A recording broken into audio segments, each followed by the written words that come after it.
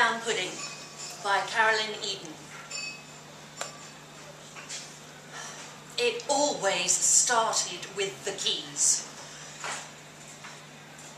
"Where are my keys?" her mother would ask. "What have you done with my keys?" The tedium of persistence.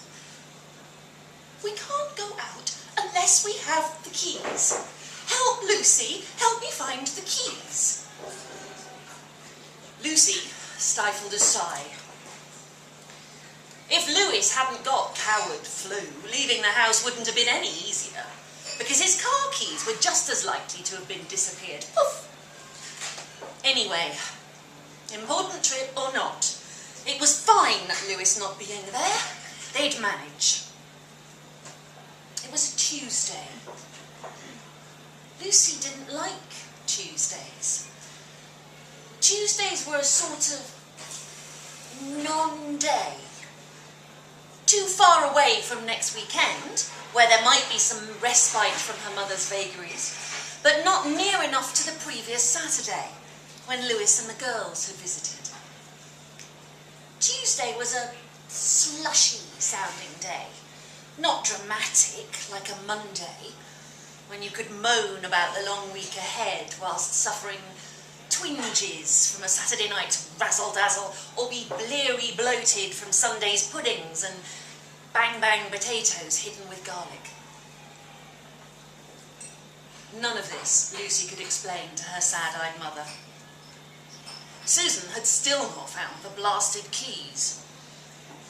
That was their new game, hunting objects. The television remote control had been a humdinger. Once they would have thought it funny that neither of them had a clue as to how to change the channel on the rabbity slendy box. I'll say it again. On the rabbity slender box, its blank black screen mirroring them in their confusion.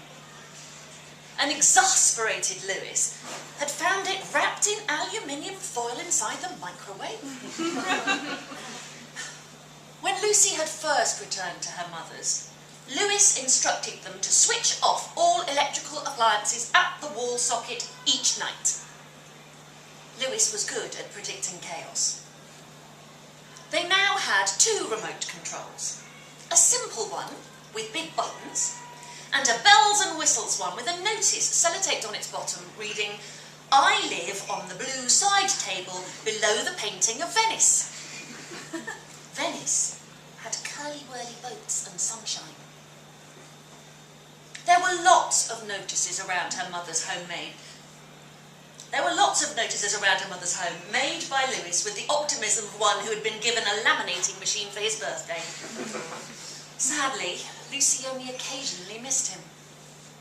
Susan sometimes said cruel things about her jaunty son-in-law, which made Lucy wonder if Susan might be confusing him with Daddy, who had once left in a cloud of shame under the umbrella of a determined little Molly maid. He had returned, clutching his chest, and dearie me, whoops, pop poppy gone, spoiling his granddaughter's 5th birthday party. Susan had adjusted well. The initial separation had given her the house, and Daddy's death his pension. She had obeyed all the advice columns and kept herself fit and busy. Once a librarian, always a Dewey advocate. Thus, several high street charity shops could have won a prize for England's best organised bookshelves. After a respectable amount of time, Susan had dallied with the bemusement of gentlemen callers, and had had a near miss with a dapper quantity surveyor.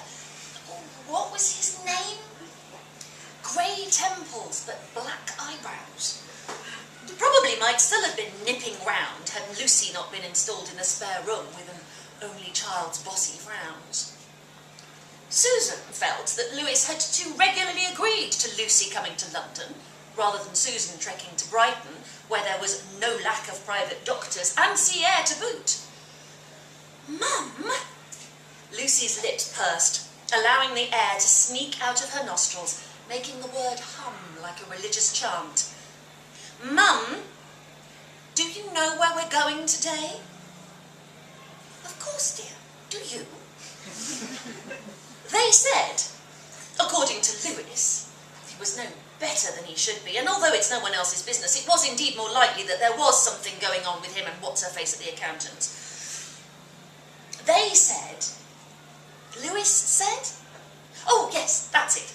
Louis had read on the computer that they said it was much better to ask open questions so long as such questions were unpressurised. Yes or no answers, Louis explained, did not construe a conversation. And, difficult as it was, he added, it was best to avoid the words, "Do you remember?" Susan accepted that it was sensible to have Lucy back in her old bedroom, back where the peeling silver birch tree shaded Lucy's childhood barrow-buried time capsules. Even as an 8-year-old, her daughter had been fascinated by the Earth's secrets. The keys had been found in the fridge's butter compartment. That was almost logical, because the last time the keys had been seen was after a supermarket trip, where they had talked about where various items should be stored. They had even discussed whether or not the small box of Lucy's chamomile tea did indeed belong in said butter compartment, attempting to disassociate shape with content. It was strange, but not strange, being back in the smug N.W. What's-It semi. In the 20 years since Lucy had left for university, very little had changed. Susan preferring to spend her money on treats and whimsies. The house was comfortable, but not hygiene rigid. Daddy once said, when the Hoover broke down, "There's no need for the floor to be clean enough to eat on when you can afford a table." As Susan had never been one for sentimental shrines, Lucy's room mercifully had not remained exactly as she had left it to study. Study and thrice study, a doctor of geology with papers published in journals and lecturing on a circuit that included South America and Sussex. She'd collected rocks and stones here and there, bits and pieces, and, on the Sussex coast, a sailing husband and daughters of her own. And now? Now, back to the little box room with its little bench under the little bay window where once the Cabbage Patch dolls had ruled, but now there was an insult of commemorative cushions, easy presents for Granny with her penchant for the House of Windsor and 60s memorabilia. Lucy had loved the snugness of sleeping in the room with the same street view as her parents, leaving the cavernous back bedroom for play, then study, then Daddy's banishment, and now smelling of dark storage, but not of wee. Not yet. Not that sick old smell of doom. The local high street, like her mother's house, had barely changed. Whilst the shopping centre had popped up by the tube station, the drag from the bus stop to their turning remained hodgepodge, if more ethnic. Lucy was comforted that the fish and chip shop was still ketchup next to the newsagent's, and although you could no longer buy 4 chews for a penny, those scrapings from the squidgeon of cardboard-coloured stuff that pirouetted above the chippy's deep-fat fryer was scrummy. Kebab-a-baba-doo-dah! Remember? Friday night treat.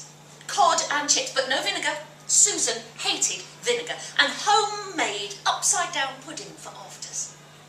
Their game. Any pudding can be upside down, silly mummy, Lucy used to say. She had once stood on her head to prove some point or other, and the kind man with busy eyes had smeared their noses with custard. "We're going on the bus," Susan announced, fidgeting with the keys. That was a good statement, clear and definite. Lucy was happy it was not a question. Louis had seen no point in Lucy taking her car to London, what with congestion charges and parking charges and the frequency of public transport. Susan had never had the need to drive. A brain tumour. It could be a brain tumour. Susan fell into the trap of turning a statement into a question. "You could cope with that?" Lucy asked. "Chemotherapy and then radiotherapy?" "You've been reading up on it." "Of course, Mum. Some people's hair falls out, some feel sick and their gums bleed." "Then?"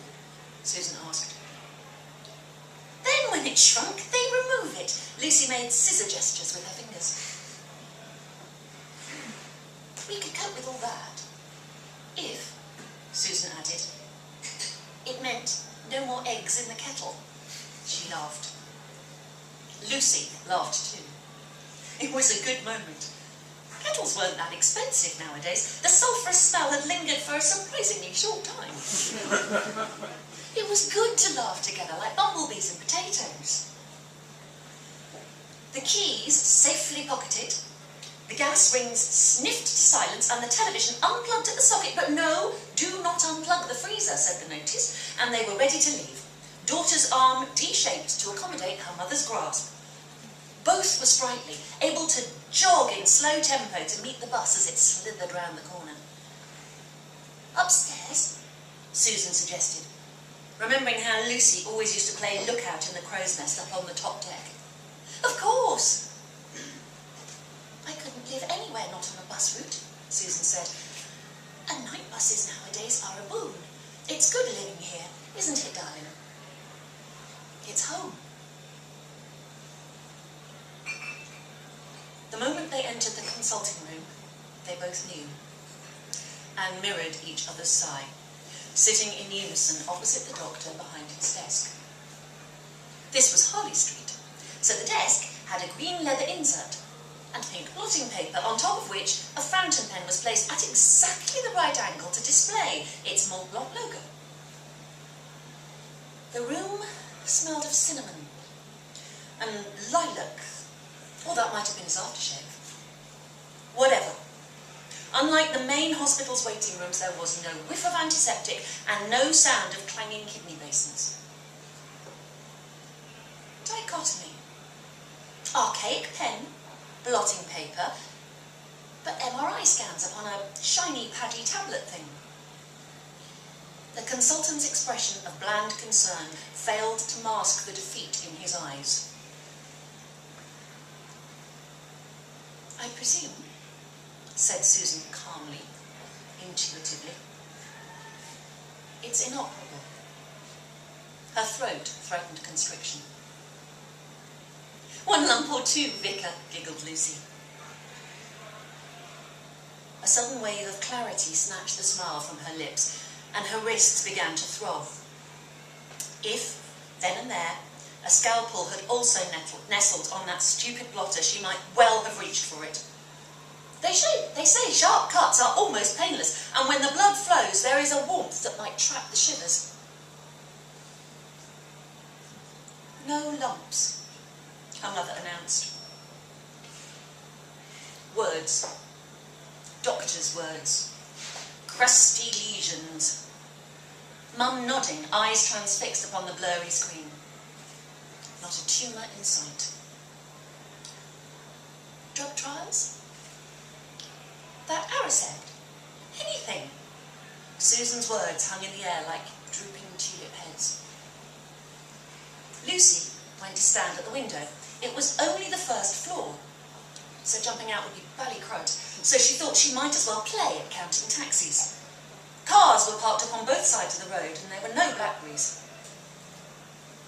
Well, there's a thing, Lucy said. I went to the tall house with a kind man who wasn't Daddy, and there was lapis lazuli, but not pyrites, because that's rubbish. I've been practising the name of the Prime Minister, and I embarrassed my daughter when we went swimming because I forgot to take clean underwear. I can fry an egg so the yolk doesn't burst, and if I had shoes with laces, I reckon I could still tie them. Sit down, darling, her mum said. Thing is, Lucy turned to face them. Thing is, she faltered and then gabble-garbled. This is early stages, right? Me? Fit as a fiddle. Strong as an ox, always been ahead. Sent off to uni when I was only 17. Too clever for her own boots. Thing is, I've read the Google pages, buried in the history bitsy bar at the top of the bar thing across the screen. Early onset. Sounds a good thing, no? Yeah? Early? Well, until you... what do you call it? Clarify. Early onset onset dementia, not necessarily Alzheimer's, but when it's your brain deposits, not cancers, my splats, makes no upside-down pudding difference. Leaflets and appointments and support groups and home helps. He'll stay with me, Susan said, aching as she remembered once, in the darkness of widowed loneliness, wanting her baby back. I can manage. I'm sorry, chorused the doctor and her daughter. And Lucy giggled, surprised at the wetness dripping down her cheeks.